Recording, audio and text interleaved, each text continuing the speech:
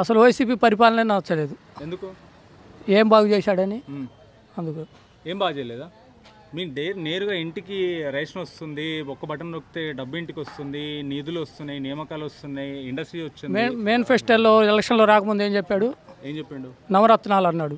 నవరత్నాలు దేనికి ఇచ్చాడు? ఒకటి మద్యపాన నిషేధం అన్నాడు. తీసేశాడండి. తీసేశాడు మద్యపాలం. అది వస్తేనే మళ్ళీ మేము ఓట్లు అడగటానికి వస్తానన్నాడు. మద్యపాలన నిషేధం లేదు. ఒకటి అమ్మఒడి పథకం ఇద్దరు ఇంట్లో చదువుకునే వాళ్ళకి అమ్మఒడి ఇద్దరికి పడిద్ది అన్నాడు. అది ఒకటి లేదు. ఈ మైనింగ్ కోరీల్లో అన్నిటి కూడా అందరూ కోరీల్లో మొత్తం మూసేశారు. మీరు వచ్చిన తర్వాత బిజినెసే పడిపోయింది, వ్యాపారాలు లేవు. మీ ఇష్టం వచ్చినగా అధిక ధరలు పెరిగిపోయారు. పెట్రోల్ కానీ డీజిల్ కానీ సామాన్య మానవుడు బతకటానికి లేదు. మీరు ముందు మాత్రం అందరికీ అమ్మఒడి అన్నారు, ఇది అన్నారు. తర్వాత బైక్ ఉంటే కరెంటు బిల్లు ఎక్కువ, లేకపోతే ఏదేదో మీకు ఇష్టం వచ్చినట్టు మీరు చేసుకున్నారు.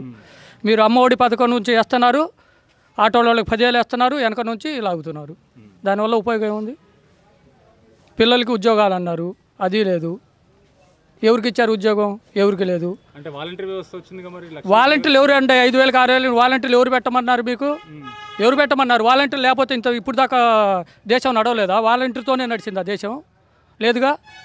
పోయేవాళ్ళు బియ్యం తెచ్చుకునేవాళ్ళు, ఇంటికి వచ్చే ఆటో, దాని మెయింటెనెన్స్, దాని ఖర్చు మొత్తం దానికే ఉందిగా. మరి వాలంటీర్లు ఎవరు పెట్టమన్నారు? వాలంటీర్ ఏం చేయను. వాలంటీర్కి ఆమెకు 8,000 9,000 ఆమెకు ఇస్తున్నావు.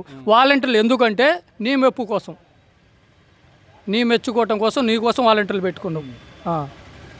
చెప్పండి. కానీ 3 రాజధానుల విషయం ఏంటి? 3 రాజధానులు, ఒక రాజధానికే మనకు గతి లేదు. నువ్వు 3 రాజధానులు చేసి ఏం సాధిద్దామని 3 రాజధానులు అని చెప్పావు. విశాఖపట్నంలో వాళ్ళోళ్ళు బొత్స సత్యనారాయణ ఒకడు, ఇంకా ఉండారు రాజకీయ నాయకులు, వాళ్ళందరూ స్థలాలు కొని దాన్ని డెవలప్ చేసుకుందామని చెప్పేసి ఈ మన జగన్మోహన్ రెడ్డి గారు కానివ్వండి, వాళ్ళు పెట్టిన 3 రాజధానులు అని. కానీ ఒక రాజధాని నువ్వు అసలు దాన్ని రాజభవనాన్ని ఫస్ట్ ఎక్కగానే అది ఎందుకు కూలగొట్టారు మీరు? అదేం అడ్డం వచ్చింది? అన్న క్యాంటీన్ ఎందుకు తీసేశారు? నూనె ప్యాకెట్ ఎంత? పెట్రోల్ ధర ఎంత? డీజిల్ ధర ఎంత? కరెంటు బిల్లు ఏం చేస్తున్నారు? ఇవన్నీ చెప్పకుండా నేను నవరత్నాలు పెడుతున్నాను, మళ్ళీ గెలిస్తే స్కూటీలు ఇస్తా. ఎక్కడి నుంచి ఎవడు ఇప్పుడు పెట్టాడు నెత్తిన బాగా స్కూటీలు దగ్గర ఎవరు సొమ్ము ఉందని తెచ్చిస్తానైనా? ఏం చేసావు? ఒక రాజధాని ఒకటన్నా మంచి పని చేసావు. నువ్వు అమ్మఒడి వేసానని దేశం మొత్తం చూపించావు పేపర్లో. అమ్మఒడి వచ్చినామో సంకలు కొట్టుకుంది, రానామేమో ఏడుతా కూర్చుంది. అందరికి వచ్చిందంటుగా. అందరికి యాడ్ వచ్చింది. పేరు తప్పు ఉందని తీసేసిన వాళ్ళు కొంతమంది ఉన్నారు, కార్లు ఉన్నాయి అని తీసేసిన వాళ్ళు కొంతమంది. ఎవరన్నా కానివ్వండి. మాది చిలుకూరుపేట నియోజకవర్గం. మాది ఇక్కడ ఒక కార్మికుడికి బతకటానికి లేదు. అంతకుముందు బ్రహ్మాండంగా ఉండేది. ఇప్పుడు మందు రేట్లు పెరిగినాయి. ఇవన్నీ ఎవరు చెప్పినా అదే మాట. మందు రేటు వదిలేయండి. 100 రూపాయలది 60 రూపాయలది ఏది ఉండగానే కల్తీ మందే మొత్తం జగన్ కంపెనీ నుంచి తయారై రావటం. మొత్తం తినేవాడు కూడా ఒక కోటర్ వేసుకోగానే ఎక్కదు, 2వ కోటర్కి పడిపోతాడు. ఇక తిండి ఉండదు 3 రోజుల దాకా. ఇంట్లోకి వచ్చి పెళ్ళం కొట్టే వాళ్ళకి కొడతారు, లేని వాళ్ళకి లేరు. అసలు బయటకే తరిగి దెంగుతారులే. కానీ అసలు దాంట్లో అసలు వదులుకొని వాళ్ళు ఉండారు, సచ్చిన వాళ్ళు ఉండారు, తాలిబొట్లు దిగిన వాళ్ళు ఉండారు. ప్రభుత్వం వచ్చిన తర్వాత రోడ్ల పరిస్థితి ఏంటి? రోడ్లు ఎక్కడ బాగుంటాయని దాని పరిస్థితి చెప్పడానికి ఏముంది? దాంట్లో ఏదైనా బాగుంటే ఉండే ఆ మూల చెడిపోయిందని చెప్పొచ్చు. మొత్తం చెడిపోయి ఉంటే బాగుంటే దాన్ని ఎత్తుక్కోవాలి. నేను ఏడ భూతద్దం వేసి ఏ రోడ్డు బాగుందని. మాకు ఇక్కడ పత్తిపాటి పుల్లారావు గారు వేసిన రోడ్లు తప్ప మాకు ఇంతవరకు డెవలప్ ఏం లేదు. మాకు ఫస్ట్ శాంక్షన్ అయిన రోడ్లే ఈ ఊళ్ళో మా తెలుగుదేశం పార్టీ కానివ్వండి, ఎవరన్నా కానివ్వండి చేసిన రోడ్లు తప్ప ఇక్కడికి డెవలప్మెంట్ ఏం లేదు. ఈ 5 సంవత్సరాలు మాకేం లేదు. మాకు ఒక అమ్మ ఒడి పథకం లేదు. మాకు చంద్రబాబు నాయుడు గారు ఫీజు రిజర్వ్మెంట్ అని చెప్పి బీటెక్ చదివే అమ్మాయిలకి డబ్బులు వేశాడు. నెలకి 800 900, నాకైతే పూర్తిగా తెలీదు. అది మేము లాభం పొందాం. ఒక ఇళ్ళ స్కీమ్ లేదు మాకు ఇల్లు లేవు, మాకేం లేవు. పట్టాలు ఇచ్చిండు కదా. ఎవరికి ఇచ్చారు? దొంగ పట్టాలన్నీ మేము ఇస్తాం. పాసులు నేను ఇస్తా, పాసులు రాసియాలన్నీ. నాకు చెక్కు పవర్ ఉంది, నేను రాసిస్తా. నేను 3 ఉంగరాలు పెట్టుకున్నాను, కడియం వేసుకున్నాను. చంద్రబాబు ఈయన జగన్మోహన్ రెడ్డి ఏమనికి వస్తాడు? నాకు ఉంది ల్యాండ్. ఈ మొత్తం ఇటు విడుదల రజనీ గారు కొన్నారు. ఆ ల్యాండ్లు అన్నీ నా పేరు మీద ఉండే. మొత్తం రాసిమంటే రాసిస్తా. ఏం సుఖం? రేపు చంద్రబాబు నాయుడు గారి అసలు ఎక్కడిచ్చాడండి భూములు?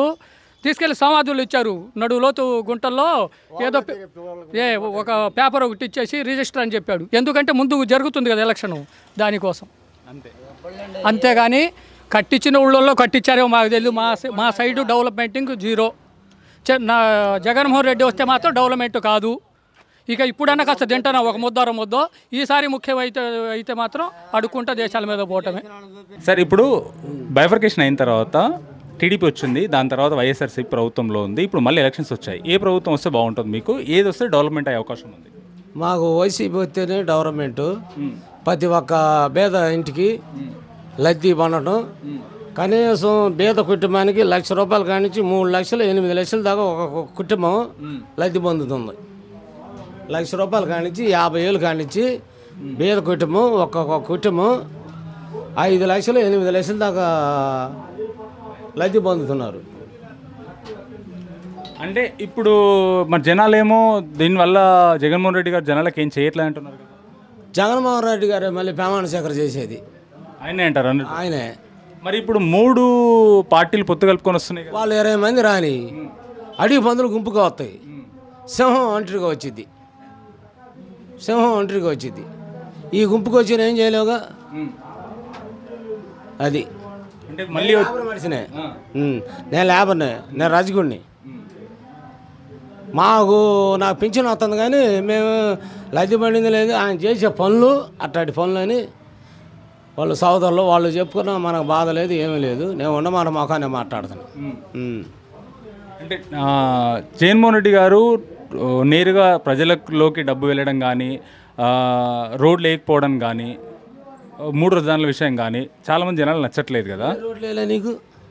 రోడ్లు లేవంటున్నారు కదా. ఏ రోడ్లు వేయలా? ఏ ఊళ్ళో చూపి రోడ్లు లేదని. ఇవాళ గణపారం తీసుకో, ఏ రోడ్లో లేని. ఇలా గణపారం తీసుకో, లేకపోతే చిలమలూరుపేట తీసుకో, లేకపోతే పెకాం జిల్లాలో, మాది పెకాం జిల్లా ఏడుంటున్నాలే, లేకపోతే అద్దెకి నీచే వరకు సంతమాగులూరు మండలం తీసుకో, ఏడా నీకు రోడ్లు లేదు. పొలాలకు కూడా రోడ్లు ఇంతకుముందు ఏడుంది. గడ్డి మబ్బులు తీసుకొచ్చుకోవాలంటే ఇంతలో దిగబడి అల్లాడేవాళ్ళం. కానీ కోట్ల అప్పు అయింది అంటున్నారు కదా. ఎవరు చేశారు అప్పు? ఏం చాలా ఆయన ఉండి అప్పుడు చేయాలా? ఆయన ఎందుకు ఇలా? ఆయన ఉండి అప్పుడు అప్పు చేయాలా? ఆయన ఉండి అప్పుడు అప్పు చేయలేదా? ఆయన తక్కువ అప్పు చేసిండు, ఈరోజు లక్షల కోట్ల అప్పు చేశాడు. ఇవాళ లక్షలు యానిచ్చి నువ్వు 2 ఎకరాల పొలం ఎంత సంపాదించా? నీకు ఎంత పొలం? నువ్వు ఫస్ట్ రాజకీయంలో రానప్పుడు నీకు ఎంత పొలం? 2 ఎకరాలు. మరి 2 ఎకరాల పొలానికి ఇవాళ మరి ఇన్ని కోట్లకి అధిపతి అయ్యావు. మరి ఆడ సంపాదించాను, ఆడ సంపాదించా. కానీ 3 రాజధానుల విషయం జనాలకు నచ్చట్లేదు కదా. మరి మళ్ళీ నెక్స్ట్ ఏ రాజధాని వస్తే బాగుంటుంది? 3 రాజధాని లేదు, ఏమీ లేదు. మొత్తం జగనే మళ్ళీ ప్రమాణ స్వీకారం మళ్ళీ చేస్తాడు, అనుమానం లేదు దాంట్లో.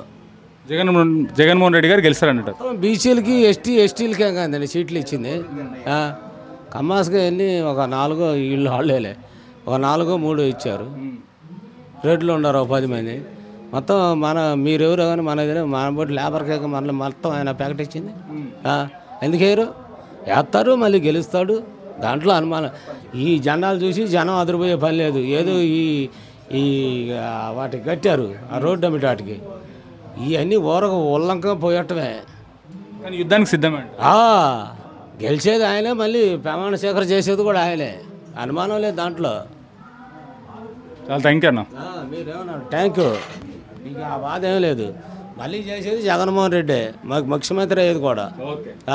దాంట్లో తిరుగులేదు.